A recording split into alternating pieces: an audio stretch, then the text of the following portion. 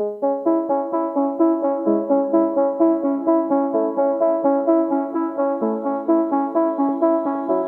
is Seasons of Discontent with your hosts Rick Snyder and Matt Combs on the Hogstein Network.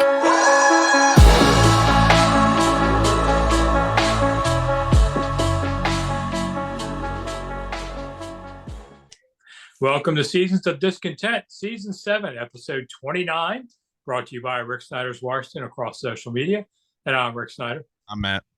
And we're back discussing all things Washington sports and life as part of the mighty Hogstein Network on audio and here YouTube on video.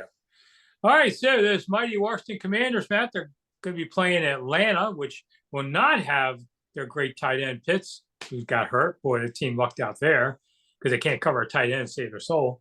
But this is a big game in a way because Atlanta's, close to them, could get that last wild card.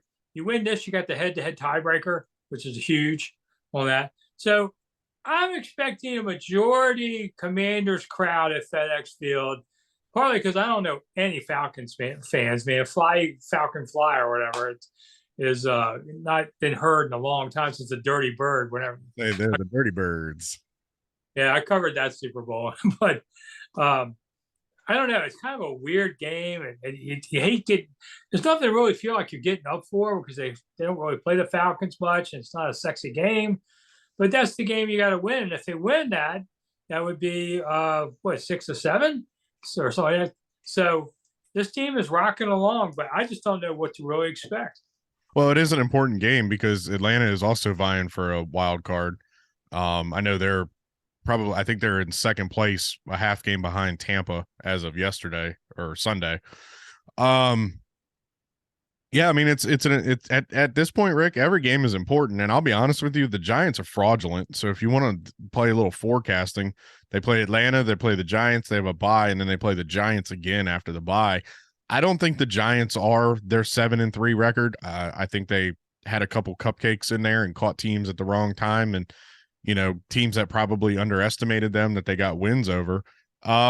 Atlanta's going to be tricky. I mean, I don't really watch a lot of Atlanta games, but, so I don't really know what to expect. Losing Kyle Pitts couldn't have come at a better time because he's probably not going to play this week, and he may not play for the rest of the season. They have a good receiver in Drake London. But besides that, they're kind of like the Commanders. They got a retread quarterback. They got a pretty much no-name offense, nationwide. It's interesting. And I tweeted this on Sunday, and I wanted to get your opinion. There's a lot of with Logan Thomas, getting involved in Sunday's game. There's a lot of weapons on this team, and I'm just not sure there's enough passes and balls to go around. Is it possible to have too many weapons? I mean, you even drafted Jahan Dotson 16, and he's third on the depth chart. Yeah, when I wrote that Dotson might not get 50 catches this season, people thought I was nuts. But my whole point was there's a lot of options, and you just won't get that many thrown to him. I mean, you paid Terry. He's your number one overall wide receiver. He still gets disrespected on the national scale, but he is a true number one wide receiver. Curtis Samuel has played great this season. That signing is really working out for Ron and company. You add Dotson, you got Logan going after, hopefully he's feeling good finally after all his injuries, and we talked about it for weeks. When are the tight ends going to step up? Well, hell, maybe this is Logan Thomas's time. I mean, they were feeding him against the Texans and it worked. I think he had his highest output this year was 60 some yards. He made great catches. He looked like the Logan of old. We just got to keep that up. Yeah. I think when you have Heineke, your two targets largely are McLaurin and Logan Thomas. That's maybe Gibson some, which we didn't even mention. J.D. McKissick is now out for the season with another neck injury. It's 2 straight years for him. He's got to look at his career. But yeah, it's a danger to have too many targets if the guys don't get along, because then there's some jealousy. And I saw the Post wrote a story about, is this the next posse? And I thought, ooh, too soon. For one thing, the posse had Super Bowl rings. Yeah. So, those were 3 great receivers. But I tell you, there's a lot of similarities. McLaurin reminds me a lot of Art Monk. He goes out there, he does his job, he doesn't complain, he's a leader. He does, he's not going to be the big national name like you know, a Randy Moss or a big name like that was back in the day. But he reminds me a lot of Gary. Of Art. He carries himself like a professional, and that's all Art Monk ever did was carry himself like a professional. You got Dotson. He kind of is the Ricky Sanders of the team, and then you got Curtis Samuel. He's kind of your Gary Clark. I mean, yeah, you're Gary Clark. And they fill those roles. It's just too early to really make that comparison in my mind. Yeah, I get that, but still, like I said, I don't think the McLaurin Art Monk comparison is too far off, except for Art had rings and Art was a Hall of Famer. I hate when people try and do nicknames and try and create those things.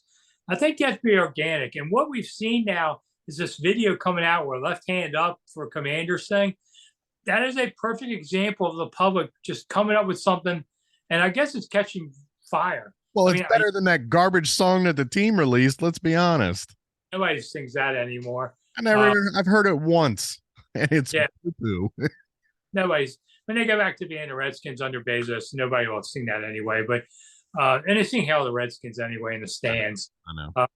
But the left, I don't know. You probably watched it more than I have. There's just a couple guys. Why is the left hand up? Is that for a reason? I have no idea. All I know is it's left hand up, go Commanders, or we're the Commanders, or whatever. I have no idea what I've heard it and never really paid attention to it. I thought it was corny. But it catches on. I mean, it's organic. That's the thing. It's organic. And the guys, the team, the fans, they're all latching onto it. Yeah, I like that better than Madison Avenue going, okay, let's come up with this. Yeah. It has to come from fans. And I know a lot of fans now, like Kevin Durant was writing Manders, man, I hate that. What are they, salamanders? But it's like skins versus Redskins. People want shorter names. It's going to be interesting to see how that all goes. Well, everybody was calling them the Mandos because the Mandalorian was popular, and they named the damn dog Mando. Yeah. The running game, it's still interesting to watch. Gibson's doing well in the new role that they have him doing. That's perfect. But they still have Brian Robinson to be the hammer, but he's not averaging 4 carry. And I don't know. I just think the shooting took something out of him. We're not going to quite see him as what I expected because I saw much more in the preseason. That's not to blame him, but he's doing a role thing. But between the two of them, they're getting it done. Yeah, and that's the thing. You don't have to have Barry Sanders on this team. I've talked about it before. Ron Dane and Tiki Barber have that thunder and lightning. You got your sledgehammer. You got your guy that's quick. Robinson down at the goal line. We saw him against the Eagles. He drug guys for 4 yards. I mean, the guy's legs just don't stop turning. I do agree with you. I think the shooting might have taken something away, whether it's leg strength or confidence or, he's just not 100% sure of that knee yet. And it's probably something you can get over, but I mean, it's got to be a traumatic thing. You move to a different city, you're used to Alabama being down there and being worshiped like a god because you played for the Crimson Tide, and then you come to DC and you get shot as somebody's trying to steal your car. That's got to be a hell of an ego blow. It's got to be a hell of a wake up call for him, and it might take a while for him to get over it, but I like the combo of backs. I mean, are they elevating Jarrett Patterson with McKissick out? I mean, what's the plan there? We don't know. He's probably not going to even suit up, but I'm happy with the run game this year. I love Gibson in that bounce outside, catch the ball on a swing pass type back. Yeah. And for those of you outside the Washington area, probably didn't hear, they have made 2 arrests in connection with the shooting of Robinson. And I think they were like 15 and 14, something ridiculous. At the time they were 14 and 15. They're now 15 and 16. They've since had a birthday. So yeah, they're kids. They're children. Yeah, that's the scariest part of all this. I asked my daughter, who is 16, I said, could you imagine trying to steal somebody's car and shooting him? She said, no, never in my mind. Yeah, she probably said, yeah, Dad, not me. Drinking? No. Yeah, I was 16. I was 16, and it wasn't very long ago. I know what they do, but I never had the inclination to carjack and shoot somebody. Oh. All right. Well, you grew up in a different neighborhood than I did. That's true. All right. Pro Bowl voting. It starts now. The public has a chance to vote early and often, as we say in Maryland. And, Ron Rivera talked about it today. And somebody said, do you think Payne and Allen could be Pro Bowlers? Well, I think Allen could be because he did last season, and that rep always carries over. Payne's going to have a harder time because the voters are going to go, 2 guys on the same line, and what's their record? If you're 14-3, sure. But if you're struggling, they're not going to go for it. And then he said, and Ron goes, Sweat could have some. Yeah, now you're talking about 3 guys on the same line of a 500 team. The public's not going to do it. The other players aren't going to do it. But so I think that hurts a little bit. I think Allen's the one in, and the other 2, maybe they're, second, third teamers. And let's be honest, the Pro Bowl is just, it's just a popularity contest. Even though they've outplayed Aaron Donald as far as stats go, and they've played better than Graham from Philadelphia, those guys have name recognition. They've made it to the Pro Bowl, 3-4 years in a row. So they're still going to get votes because guys are just going to skim over and be like, hey, I know this name. I know this name. It's weird to me. And I never really got onto this until recently because we actually have impactful players. This team does get kind of disrespected nationally. And I thought it had to do with the name, but even now that they've changed the name, they got some recognition for beating the Eagles, but it was mostly, the Eagles beat themselves, or they the defense didn't play. It was always the Eagles. It wasn't the Commanders went in there and punched them in the mouth. It was the Eagles let the Commanders win, and that's not how it was. You and I both watched the game. Yeah, I was surprised Fox this past Sunday had a pregame interview on its big show, with the Commanders, with Terry McLaurin. I thought, woo, a Commander getting a pregame interview. Never see that. When I look at quotes from the Sunday night game, I get quotes every week. They send them to us. Who do they talk about? They hardly ever talk about Washington. A real quick one today from last night about it. But yeah, they don't get quite the respect, and that's hard. Of course, we know that the tradition now is whenever they're ready on the draft board live, they go to commercial. I mean, that's ridiculous how much that happens every year on it. I gotta think it has something to do with Snyder. That hopefully will change with new ownership. Yeah. Outside of that, for Pro Bowl, I want to see Cameron Curl maybe. I mean, the great thing about beating Philly was on Monday night when the other players and people can see it. Yeah. And big difference when it comes to Pro Bowl voting. You've got 2 potential Pro Bowlers back there, not necessarily this year, but between Curl and Forrest. They have, we ragged on them for their drafts, but Ron and company's drafts they have an ability to find these guys in the late rounds and turn them into something. Curl, 7th round pick. Forrest was a 5th round pick. Like I said, Ridgeway, they got him from the Cowboys, was a 5th round pick. They have the ability to turn these late round picks into something, and it's pretty impressive. Yeah.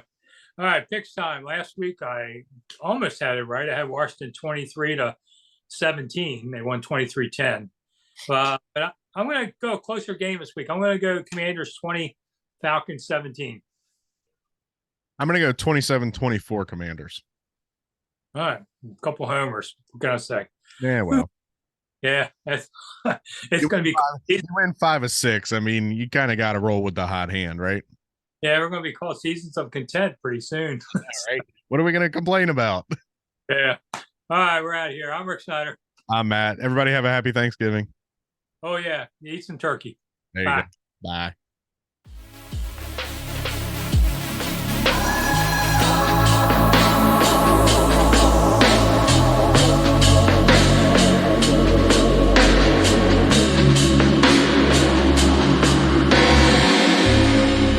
Thanks for listening to Seasons of Discontent on the Hogstye Network.